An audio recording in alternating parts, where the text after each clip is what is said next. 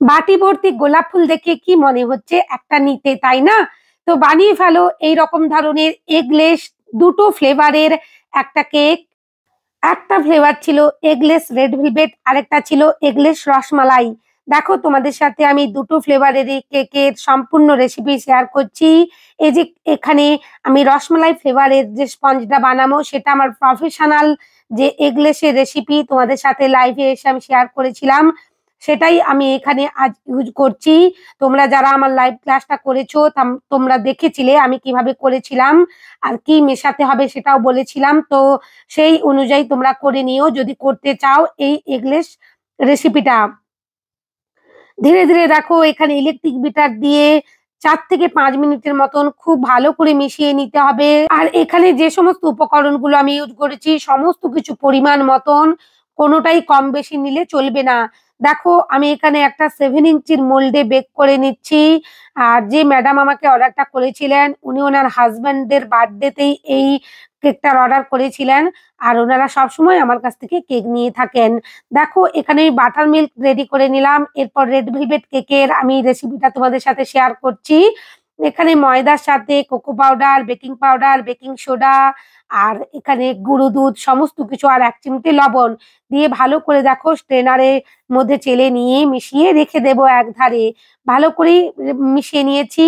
এরপর দেখো এখানে চিনির সাথে তেল মিশিয়ে ভালোভাবে আমি একটা হ্যান্ড উইক্স দিয়ে মাখিয়ে নিচ্ছি। খুব ভালো করে মাখিয়ে নিতে হবে। এই পর্যায়ে দইটাও দিয়ে দিলাম। সমস্ত কিছু উপকরণ আমি ডেসক্রিপশন বক্সে দিয়ে দেবো, তোমাদের কোনো চিন্তা নেই। এই রেসিপিটা দেখে যদি একটা রেড ভেলভেট কেক বানাও অসাধারণ খেতে হয় এগলেস কিন্তু এই রেড ভেলভেট কেকটা। আর এই স্পঞ্জ গুলো খুবই নরম হয় রেড ভেলভেটের। দেখো এখানে অরেঞ্জ এসেন্স দিয়েছি আমি 1 থেকে 2 ড্রপ, ভ্যানিলা এসেন্স আর রেড ভেলভেট এসেন্সও আমি 1 ড্রপ দিয়ে দিলাম এখানে। এরপর দেখো 2 রকমের কালার আমি ইউজ করছি। তোমরা অনেকেই জিজ্ঞেস করো আমি কি কি কালার ইউজ করি। এখানে ব্লসমের 4 থেকে 5 ড্রপ দিয়েছি, আর ম্যাজিকের যে কালারটা হয় সেটাও আমি 4 থেকে 5 ড্রপ দিয়েছি। খুব ভালোভাবে একটা কালার এসে গেছে দেখো রেড কালার। এরপর যে শুকনো উপকরণগুলো আমি মিশিয়ে রেখে দিয়েছিলাম আগে থেকে সেটাই দিয়ে দিলাম। সম্পূর্ণটা স্ট্রেনারে আবারও চেলে নিয়েছি। এরপর আগে থেকে যে বাটার মিল্কটা রেডি করে নিয়েছিলাম সেটাও ধীরে ধীরে আমি মেশাতে থাকবো আর একটা সিল্কি রিবনের মতন ব্যাটার রেডি করব। দেখো এখানে যে বাটার মিল্কটা ইউজ করছি তোমরা কিন্তু স্কিপ করো না। এই রেড ভেলভেট কেকের স্পঞ্জ বানানোর জন্য অবশ্যই বাটার মিল্কটা ইউজ করো। আমি যে তোমাদের সাথে ম্যাঙ্গো স্পঞ্জ বা চকলেট স্পঞ্জ বা ভ্যানিলা স্পঞ্জ শেয়ার করি, যেভাবে একেবারে হালকা স্পঞ্জি হয় সেরকম কিন্তু রেড ভেলভেট কেকের স্পঞ্জ হবে না। রেড ভেলভেট কেকের স্পঞ্জ তুমি এগ দিয়ে বানাও বা এগলেস বানাও, একটা সিল্কি ভাব বা স্পঞ্জি ভাব থাকবে এই রেড ভেলভেট কেকের মধ্যে।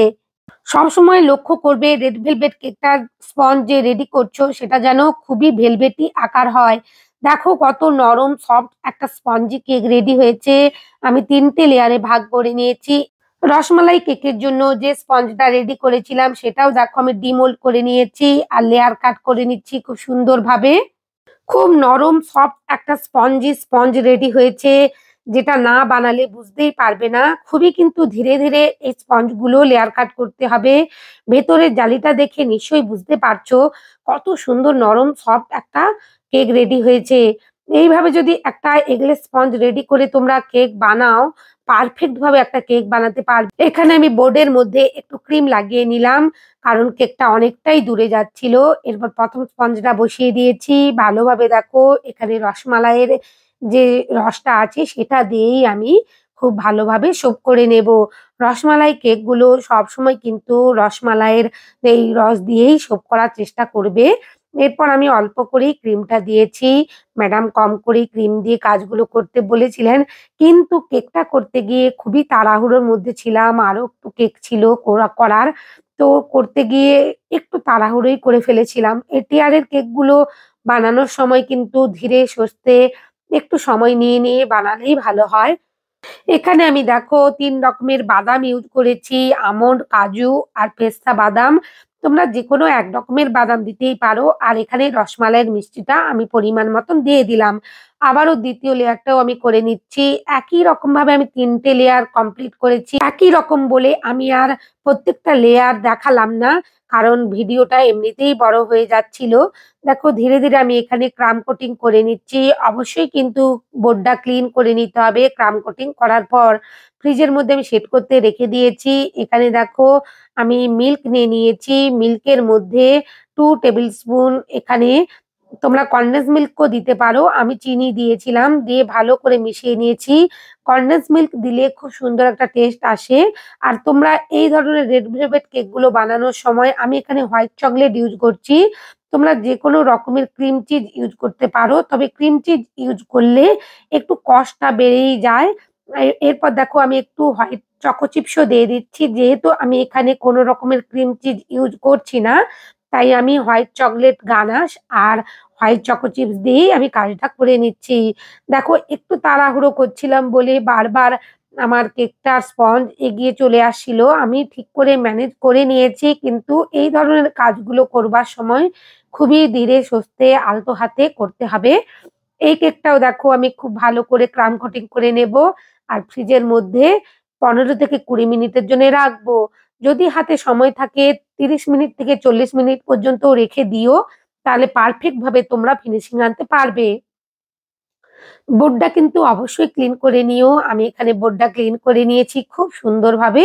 এরপর দেখো উপরের যে রেড ভেলভেট কেকটা ছিল ছোট ৫ ইঞ্চির মোল্ডেই আমি বেক করেছিলাম। সেটা হার্ট শেপের হবে এটাই আমার কাছে বলা ছিল। এটা সম্পূর্ণরূপে একটা কাস্টমাইজড কেক। কাস্টমার আমাকে ছবি পাঠিয়ে দিয়েছিলেন আর বলেছিলেন রাউন্ড কেকের উপরে যে কেকটা বসবে ওটা যেন হার্ট শেপের করা হয়।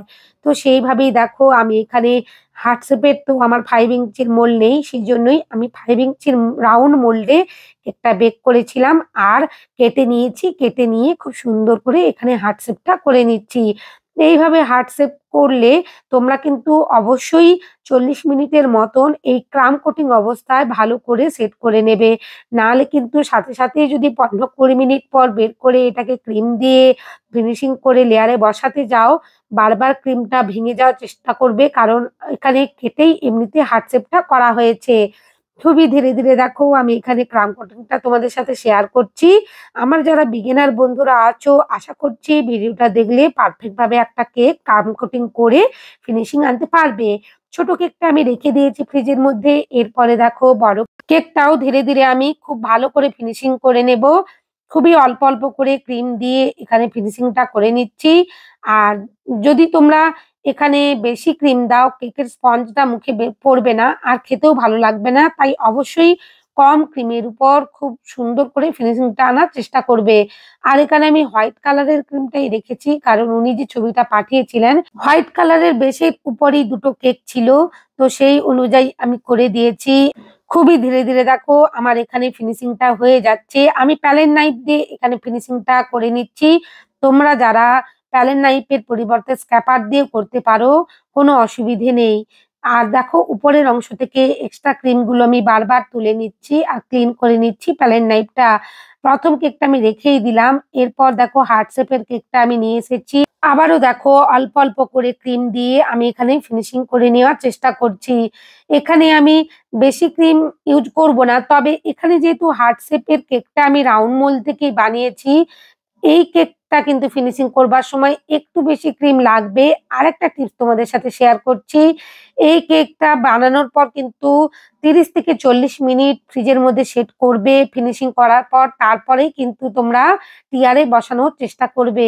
নাহলে কিন্তু সাথে, সাথেই যদি কমপ্লিট করার পর ফিনিশিং করার পর তোমরা এটা টিয়ারের মধ্যে বসাতে চাও প্যালেট নাইফের সাহায্যে তুলে নিয়ে, তখন কিন্তু সাইডের অংশ থেকে ভেঙে যাওয়ার সম্ভাবনা থাকবে। আমি যেগুলো হাতে কলমে করতে গিয়ে অসুবিধায় পড়েছি সেগুলোই তোমাদের সাথে শেয়ার করছি। আশা করছি তোমরা ভিডিওটা দেখে পারফেক্ট ভাবে এইরকম ধরনের কেকগুলো বানাতে পারবে। এরপর দেখো আমি ফ্লাওয়ার নিয়ে এসেছি, টিয়ারটাও বসিয়ে নেব। কেকগুলো আমি ফ্রিজ থেকে নিয়ে এসেছি। আমি ১৫ থেকে ২০ মিনিটের জন্যই রেখেছিলাম। দেখো এখানে প্যালেট নাইফ দিয়ে তুলে বসাতে গিয়ে আমার নিচের অংশটা একটু ছেড়ে যাচ্ছিল বলে মনে হচ্ছিল। আমি আবার ঠিক করে নিয়েছি অল্প করে এখানে ক্রিম দিয়ে। এখানে যেহেতু ক্রাম্বস যাবে এই রেড ভেলভেট কেকের ডেকোরেশনে, তো বিশেষভাবে কোনো অসুবিধে হবে না। আর ক্রাম্বস গুলো দেখো ধীরে ধীরে আমি চারিদিকে দিয়ে দিলাম সুন্দর করে। এবার উপরের অংশ থেকেও আমি কিছু ক্রাম্বস দিয়ে দিচ্ছি। এভাবেই কেকটা বানানো ছিল। ওনাদের কেকটা খুবই পছন্দ হয়েছিল, দেখতেও পছন্দ হয়েছিল আর খেতেও অসাধারণ ছিল, রিভিউ এসেছিল। তোমরাও বাড়িতে এইরকম ভাবে দুটো ফ্লেভারের কেক বানিয়ে অবশ্যই ডেলিভারি করতে পারো বা বাড়িতে বানাতে পারো।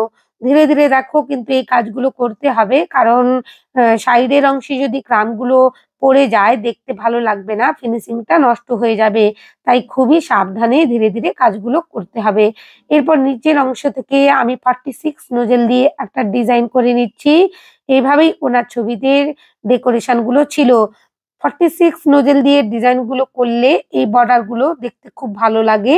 এরপর আমি চারিদিক থেকে হোয়াইট কালারের স্প্রিঙ্কেল দিয়ে দিচ্ছি, যেগুলোকে হোয়াইট কালারের সুগার বল বলে। এগুলো তোমরা বেকারির যে কোনো দোকানে পেয়ে যাবে অনায়াসেই।